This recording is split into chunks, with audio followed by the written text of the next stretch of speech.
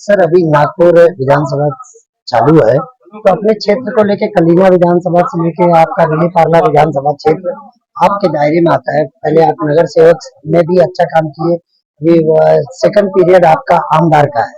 तो सर इतना बड़ा बहुमत बीजेपी को मिला है, तो आपका क्षेत्र का कार्य आगे चल के और कितना बढ़िया होगा और कैसे करने होगा? निश्चित रूप में, क्योंकि फिर एक बार महायुति की सरकार आई है और इसके लिए क्षेत्र के अलग अलग जो विषय पेंडिंग है उसको आगे लेकर जाने का काम निश्चित रूप में करेंगे। जैसे एयरपोर्ट की झोपड़पट्टी वासियों का पुनर्वसन का विषय है, या एयरपोर्ट फनेल जोन में जो बिल्डिंग आती है उसको हाइट मिलती नहीं है तो उनका रीडेवलपमेंट अटका था, उसके लिए भी कोई प्रावधान किसी रेगुलेशन में हो, इसके लिए जो काम, तो ये पहल पहले से चल रही थी, उसको और आगे बढ़ा करके एक इसको बोलते हैं फलस्वरूप लेकर आने का काम।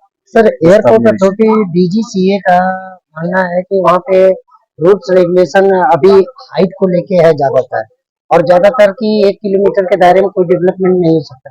लेकिन देखा गया है कि पिछले कई बारों से जेबीके का जैसे बीजेपी ने मुद्दा उठा के अडानी को कॉन्ट्रैक्ट दिया, लेकिन उसके बाद भी जो नजदीक के जोन में आने वाली इमारतें अवैध तरीके से बन रही है, उस पर कोई कार्रवाई नहीं है। कोई अवैध बिल्डिंग नहीं, हाईकोर्ट में इसके ऊपर केस हुई। हाईकोर्ट के बाद कई बिल्डिंग्स को नोटिस दी गई। जब जैसे मेरे क्षेत्र में कई बिल्डिंग्स को नोटिस आई है, किसी का एंटेना ऊपर आया हुआ है या किसी का कोई इस तरह की कोई, मैंने तो देखे नहीं कि कोई अवैध बिल्डिंग हो कि भाई हाइट है उससे ज्यादा बिल्डिंग बन गई, ऐसे तो मेरे जानकारी में कोई है नहीं। दूसरी बात, आपने बहुत गलत बात किया कि भारतीय जनता पार्टी ने ठेका दिया। भारतीय जनता पार्टी किसी को ठेका देती नहीं है। एयरपोर्ट का प्राइवेटाइजेशन ये केंद्र सरकार का कानून है, जिनके समय हुआ तो 2 महीने में मुझे जाना नहीं है, लेकिन ये प्राइवेटाइजेशन का सबने अपनाया हुआ पॉलिसी है और उसके तहत जीवीके कंपनी उस समय अभी सेकंड पीरियड में आपको जैसे एक बड़ी जिम्मेदारी जनता ने दी है, इसके बाद सर आप विले पार्ला के क्षेत्र विधानसभा के क्षेत्र के लोगों को कैसे अपने कार्यों से, नया कार्य क्या होगा आपका, नया आपका क्या एम होगा कि उनको और बेहतरीन काम दे सके? देखिए, विले पार्ले में मैं लगातार काम करके आया हूँ। 1997 से चुनाव जीतते आया हूँ। कभी कॉर्पोरेशन लड़ा जीता, मेरी पत्नी भी 2 बार कॉर्पोरेशन जीती और मैं भी ये 3rd टर्म मेरा, तीसरी बार विधानसभा जीत रहा हूँ।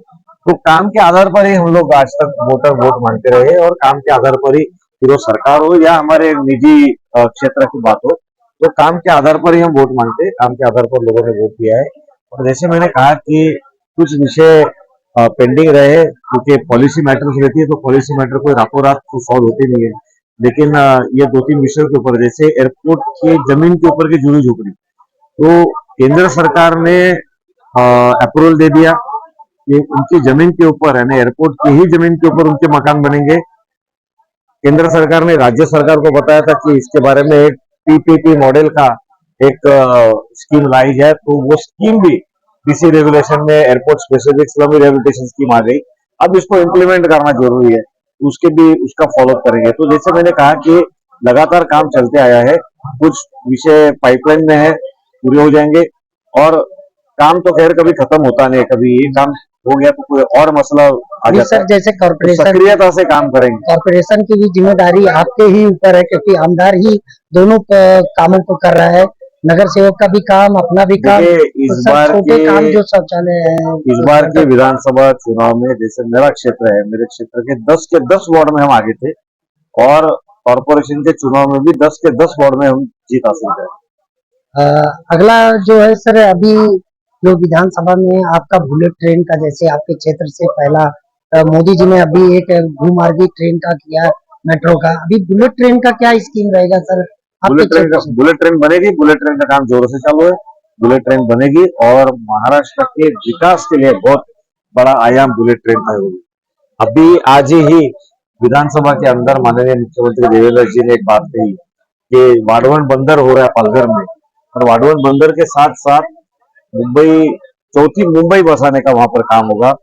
वाडवण बंदर के साथ साथ वहां पर एक एयरपोर्ट भी बनेगा। तो मुझे लगता है कि एयरपोर्ट, पोर्ट और बुलेट ट्रेन का एक महत्वपूर्ण स्टॉप पालघर भी है। तो बुलेट ट्रेन तो बहुत बड़ा डेवलपमेंट का, एक विकास का दरवाजा खोलने वाली है। सर कारोबार जैसे आज जगह जड़ पकड़ती जा रही मुंबई में, विले पार्ला में भी कुछ जगहों पे है, तो नशा के खिलाफ आपने कई बार आंदोलन भी किया है, उस पर क्या कड़ी कार्रवाई होगी? और यहाँ पे विधान भवन में इस बार नशा के खिलाफ भी कुछ मुद्दे उठ रहे हैं। देखिए, निश्चित रूप में इस बार तो एक हफ्ते का ही अधिवेशन है, तो बोलने के लिए स्कोप कम है, लेकिन लगातार फिर वो डीपीडीसी की मीटिंग हो या विधानसभा का अधिवेशन हो, लगातार सभी विधायक नशा के संदर्भ में चिंता व्यक्त कर रहे हैं और सरकार से अपेक्षा है कि इसके ऊपर बहुत कड़ी जरूरत पड़े तो कानून भी बदली करे, इस प्रकार की आवश्यकता है और सरकार करेगी। बहुत बहुत